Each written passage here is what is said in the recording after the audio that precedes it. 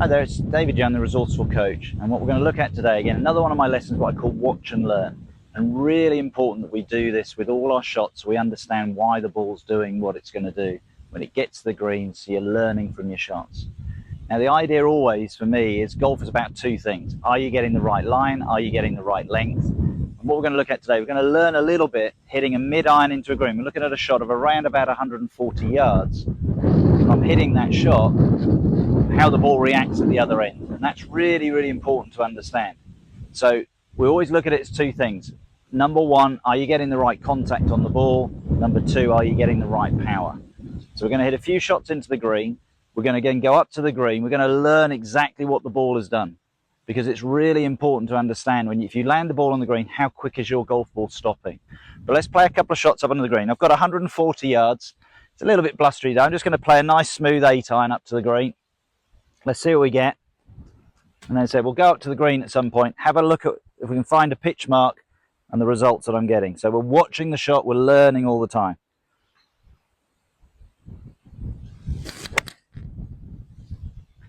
So first thing I'm going to say about that shot, I've struck it nicely. End result, I think okay. We'll see what we get when we get up there. But the first thing to look at is I contacted the ball solidly. It felt like that's about what I do with an 8-iron. So I'm not looking for more power. If the distance is good, which we'll have a look later when we get up there, then that's great. So that's really important to realize. That was probably a pretty average 8-iron for me.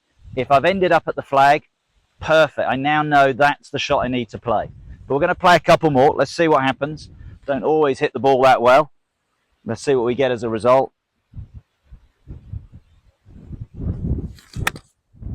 Right, so straight away, that's a little bit thin. Haven't got the contact. And because of that, the ball's landed short of the green, and then it's run up onto the green. So because my direction was good, I got a decent result, but because the contact was poor, I haven't reached the hole. Okay, so that's really important. Don't start changing your technique. Realize the first one was a nice shot. Second one wasn't. Now, unless I've been very lucky in its run up, well, we'll have a look when we get there. Let's see what happens. But we'll play a third one, and then we'll wander up to the green and have a look at the results and see what we got. But let's see if we make a nicer contact, get the result. Better contact, but this time I'm a little bit right. I'm on the green still. But it'll be interesting to look at those three shots and see what the results were, because two were decent contact, one wasn't, two were lovely on line, and one wasn't. But the key thing is, what I'm not doing is then technically changing my technique. I'm learning why that's happened. And if there is a pattern, then it's easy to sort that out. We're going to go up and have a look at the green, have a look at the three results, see what we got, and see where the pitch marks are. We can learn a little bit about the results of those shots. So I've come up onto the green, and you can see my three balls. And the first ball I've come to is actually my second ball, which came up short of the green. You can see because of the poor contact, because I slightly thinned it, I've sort of made the green. Okay, and that's really important to understand because it's 140 yards to that flag. Let's just pace it out. What do we got? 1, 2, 3, 4, 5, 6, 7, 8, 9, 10, 11, 12, 13, 14 paces. So we're looking, I'm a good 10 to 14 yards short of the hole. And that's because more than anything, the poor contact. So that's really important to understand. I don't want to put more power in. I need to get the contact right. Because if we look at the other two shots, this is the first shot.